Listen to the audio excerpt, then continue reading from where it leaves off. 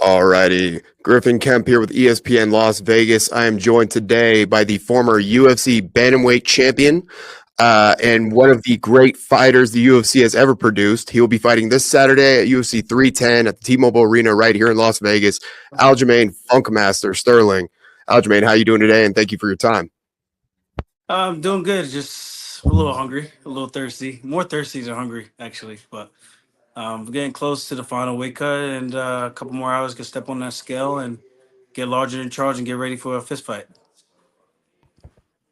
Speaking about that weight cut, obviously in this fight, you'll be going into your second stint as a UFC featherweight contender. You beat Calvin Kattar back at UFC 300 for your first win at featherweight. How has this second camp gone for you, preparing for your second fight at 145 pounds? And how does it differ from how the preparation, the weight training, the weight cut? How does it differ from when you were at bantamweight? Well, it's different because I don't have to get as light, break the muscles down as much as I had to at 35. Um, I'm still very lean, so it's still a tough weight cut. Even after I did my PI testing, my lowest body fat percentage with fat-free mass was like about, I think, 141 and a half. So that goes to show how much I had to break the muscles down to make 135. So it wasn't easy by any means, especially for the quick turnarounds. So with that said, the 45 is a little bit easier, but it's still a pain in the ass, man. I'm just happy that we had a good camp. It was long, overextended because of the injury that happened, a little freaky accident in training. But we're finally here. We finally get to see who's who and see who the best grappler at 145 is, the best wrestler grappler.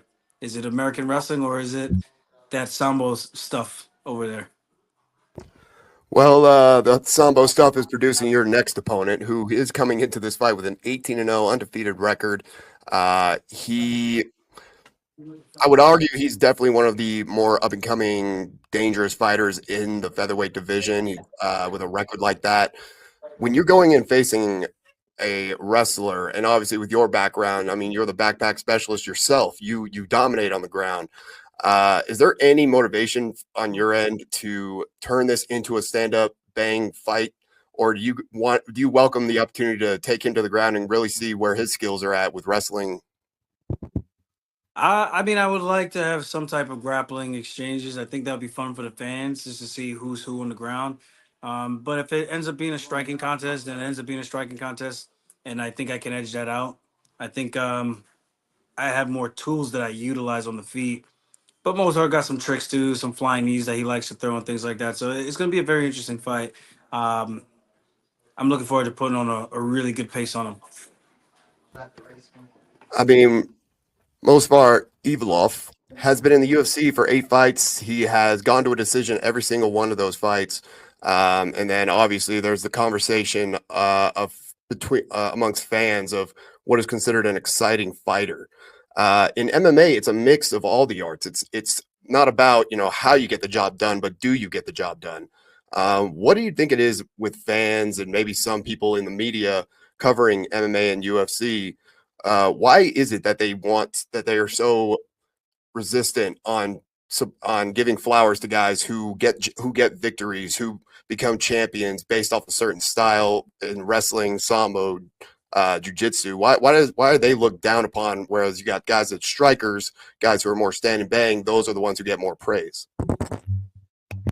If my honest answer, I just think it comes down to education on what you're watching, and I can say for myself, like, yeah, I enjoy a good stand-up fight if it's a good stand-up fight, but there are some absolutely boring stand-up fights where I'm like, there's no way you guys are saying this is more exciting than some of the grappling fights that people are calling boring. I think it just comes down to education and understanding what you're watching and understand what the matchups bring to the table. And I think if you can appreciate that, it makes it easier to find entertainment value in those matches. But not everyone's a diehard fight fan, so I get that aspect of it. But hopefully this weekend we get to change a lot of minds with people onto my style and Mozart's style. I don't even think Mozart is that boring. I don't think he's that bad.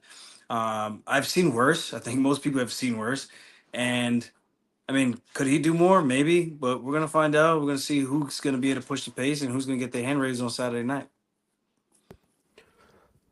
I kind of want to go back to our to the beginning of the conversation. You were talking about the weight cut, and you were talking about how you're kind of feeling right now. It's not as extreme as what it was when you were at bantamweight, but it takes a toll on your body. Despite how bad you might be feeling, your good friend and the current bantamweight champion, Merab Dvalishvili, he stated that after training with you and helping you train for this camp, that you are still smashing him, which would be another bantamweight champion that you were just smashing. So obviously the weight cut can't be that bad. He stated, just the feeling of the strength that you have. He stated that you felt stronger, that it was just overpowering. Um, Training with him, and now that he's in the position you were at the top of the bantamweight division, what does it mean to have a guy like Merab be in your camp, training with him, you being able to help him train, and just having that relationship amongst between you two? Um, it's great just to have someone like that who's always there for you. Well, literally stop at nothing to make sure he's there for your training sessions and things like that. Work around his schedule to make sure he's there to help. He's been a very big part of the camp, from a sparring standpoint, grappling standpoint, feedback standpoint. So it's just been good to have that camaraderie, especially because we're neighbors out here too in Vegas. So it's cool. Both came over from New York. We're both living in Vegas now, and just trying to make it big, man. We just got those big New York dreams, and here we are. He's now the champion, earning everything that he's enjoying everything that he's earned. And I'm just glad to see people finally starting to give him his flowers, especially from all the champions he had to beat just to get an opportunity to fight for the belt.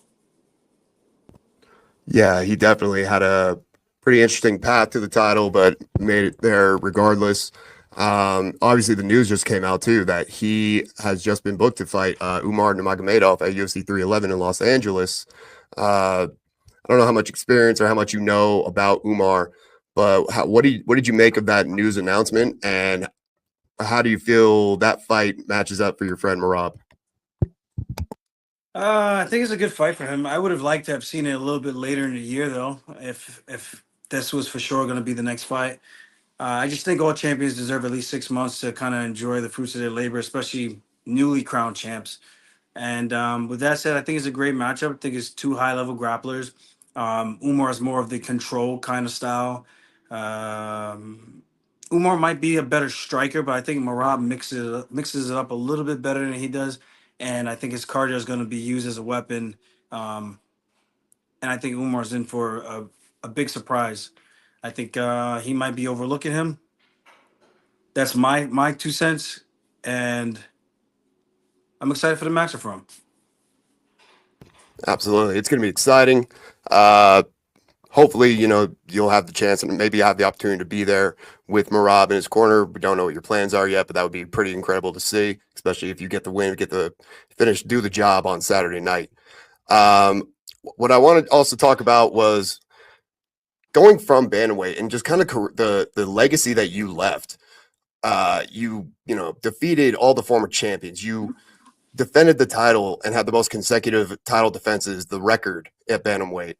Going from just that success and everything you accomplished there and now moving to featherweight, does it feel like you're kind of having to restart, rebuild, go right back, build your way back up the ladder in order to be back in title contention? And how do you kind of deal with those emotions of having built up such a great career at bantamweight and then having to transition and almost start over at featherweight?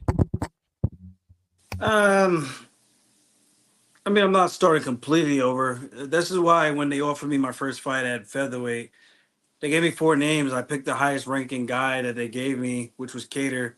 I did have an opportunity to fight Arnold Allen, but it was probably a month or two that I was offered that fight a little bit earlier before I officially committed to going up to 145.